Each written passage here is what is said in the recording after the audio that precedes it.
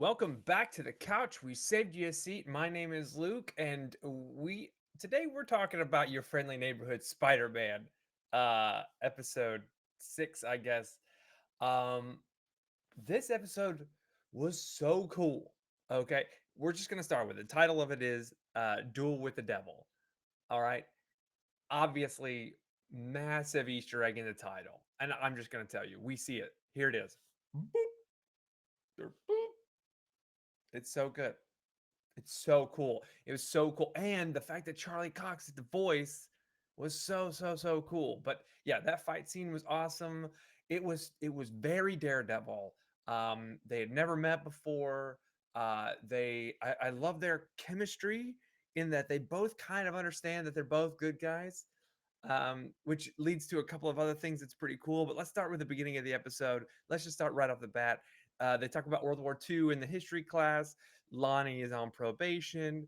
Um, his family's kind of pissed or whatever. And Nico doesn't like that she's losing her friend to Harry and she doesn't know how much she can trust Harry. And Harry's just kind of a loner.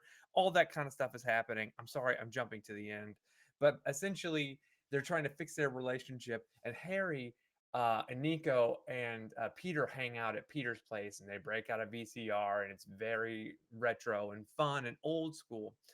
Um, but while Mr. Osborne is going to this charity event, and this charity event, there's a cool Easter egg because the Sokovia Accords have just happened, right? And so Osborne tells, you guessed it, at this point, Secretary Ross, he's not president yet because he is in the movie that's coming out this week, but you see Secretary Ross talking to Mr. Osborne. He's like, "Hey, we have a Spider-Man project. It's pretty cool." And at the same time, there's the break-in that's happened at Oscorp, right?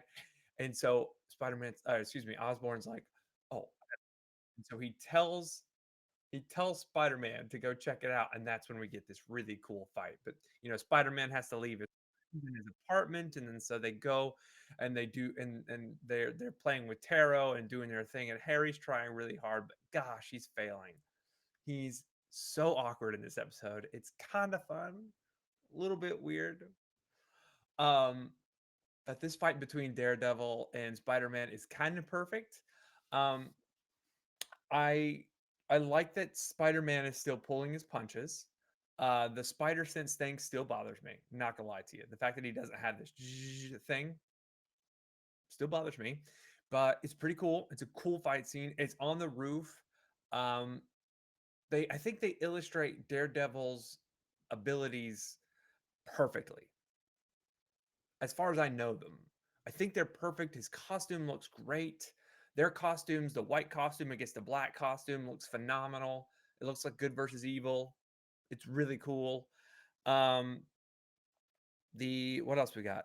Oh, Lonnie. We cut to Lonnie a few times. He's getting chased by the woman who's the lieutenant of the Scorpion gang. And he does finally get away thanks to the boys from the 110.